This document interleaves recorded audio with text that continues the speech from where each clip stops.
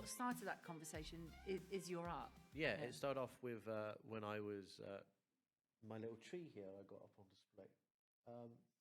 And this is beautiful. Don't know if they want to zoom in on this or detail. whatever. I can show a picture I took earlier of it. But Wow. this was I never really gave this art piece a name, honestly. But it's basically just a little man pouring himself a cup of tea underneath a cherry like blossom tree, and I entered it in a competition.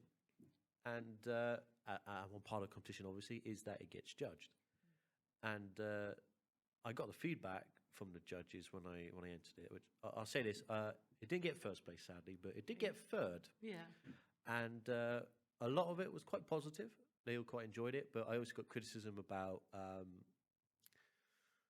the composition of was a little bit off, but also just the color the foliage didn't seem right, which I can agree. I had when I got that, obviously at the time I was like, oh, they didn't like my work, but it's like no, they gave tons of positives about my work, but they were giving me criticism, and it was criticism that was valid. It was useful feedback, and it was like, well, I could have done this, I could have done that. The main criticism I took from it was the foliage on the tree itself. It didn't really fit very well, and I can get that. I mean, I could have maybe done like a nice wash with it, try and blend it in a bit more. The colors, it looks a bit too bright compared to the rest of the model. Yeah. So I mean, I like this. I like the symbolism of it. That dark and the light and the but again, art is all about interpretation. It's all about interpretation. Yeah. Where we got to was this idea around the criticism, though, and that led us then to that like the advisories on it. You could take on board, and then they didn't feel so painful. It didn't feel so. There is something about being able to reframe things sometimes when we activate our brain to recognize the emotions and the sensations in our body, that we can flip it around so it's useful to us. So that was amazing. So did you want to show just a few more other pieces of your art, and maybe give me just a little bit of information, like what are the things that you create, how come you create them? Yeah sure. Thank you. Obviously most artists, I guess, in a sense, start off with drawing. And my drawing then, I was never the best at drawing. I'll say this now, my drawing still isn't that good, but I went more towards 3D modeling and that, and I guess I went more to traditional, because I guess AI is kind of slowly taking over anything digital art-wise, so I go more towards traditional. But I start off mostly with these little tiny models. I mean, there's one there behind you, which is a bigger one. Oh, this one? Yeah, that one's a big one that I made. Can I pick it up? Yeah, look, you'll pick it up. This one I haven't, only literally just finished it last night. Wow. But this is amazing. The detail is incredible. that one and the took texture. Longer. Yeah, that one took a bit longer. There's probably some odd loose bits on it that fall off. Don't worry about that, because it only literally just got done last night. And that one is like, that one's kind of special to me because I made it when it kind of got left alone. I didn't finish it. Okay. It was one of my unfinished projects, and I had death of a close family friend whilst I was starting it. Yeah, I'm sorry to hear that. And kind of like, it kind of feels like a nice sort of grief, kind of like overcoming the grief by finishing it in that sense. Oh, so some closure. Yeah, so a bit of closure nice. to it, really. It was a project that, because I made it in front of him, and then he passed, and I was like, I can't bring myself to finish it. Yeah.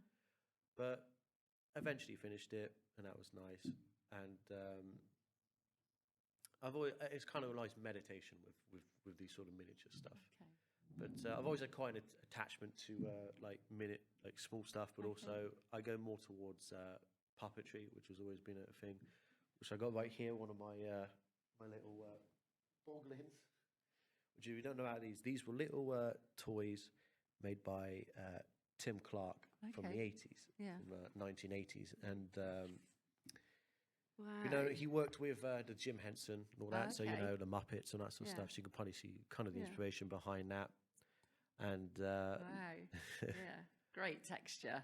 But if I recall, it's made of foam rubber, I believe. But they're made to be squished and moved and whatnot. And Though I sadly haven't finished mine yet. I do have one I've been working on. So this little guy here is ended up calling him CR Terry because my plan was to stick him inside a CRT TV. What, a CRT TV? Yeah, so like the old sort of like tube televisions. Okay. So I molded this out of monster clay. My plan is to have the eyes move and blink. Oh wow. Okay. Can I? So go ahead. Thank you. That one, Wow. I accidentally dropped that one. It's really light. Yeah, It looks like yeah. it should be super heavy. But it's literally just it's literally just styrofoam. It's just a block of styrofoam on the Yeah. inside, and then monster clay sculpted, like oil-based clay sculpted around it. But I'll show you right here. After I did that, I then made silicone molds of the face that I can then. Oh, got this one stuck in here. Give me a sec. So there's the mold. Yeah. Of Okay. the little monster clay. Okay. So there's a mold. Wow, that is heavy. That's okay, heavy. So yeah. you make this mold. So that's what it was casted in. Yeah. So casted the face over with that, and then these are all of the failures of making. So you're giving yourself some criticism. I'm giving feedback, myself some failures, criticism. So the these are failures. all bits. So that these didn't make the grade for you. These didn't make it, and you can see. And you have your criteria for So I think all three of those there. No, these two were made of latex. Right. And if you ever touch latex masks and stuff, it's more good for bigger stuff. Yeah. And this guy, he's too small. Okay. So I went towards latex, then I went to silicone. Okay. Now So this is the silicone? That's silicone. That's made of the same silicone as, well, the big casting's made of. And too strong, too rigid. So I looked up into how's everyone else doing it? How's the other puppets done? So then I went towards a softer silicone, which is silicone rubber. Wow. And that was perfect, worked perfectly for what I wanted. But of course, not as strong. So then I got, these are the final products, and that is silicone rubber, but with power mesh weaved into the back of them. Right, so they have some kind of mesh So on the they back are a of lot them. more squishy, a lot more movable. But yeah, look, you can see. Oh wow, yeah, That's little so talking. like that's That's little talking. evolution in my hands right there. Yeah. So Wow. sadly, they ain't done yet. Yeah. Next step, obviously, is cut the eyes out and add it. But they would be pretty much little talking hand puppets. Wow. And my idea is to make them basically my kind of my image, my I guess my mascot in a sense. Okay. Yeah, For my artwork. Yeah, so you are. So that's kind of the face that's going to be my face, I guess, Right. whenever I show off my art online and that. Amazing. And so, when a lot of people will kind of talk about reading facial expressions then. Yeah. So, and I mean, of course, this would be a wonderful way of helping children, perhaps like a whole load of these made with lots of the variety and the range of expressions. So it'd be super interesting, wouldn't it, to see whether something could expand into that. So.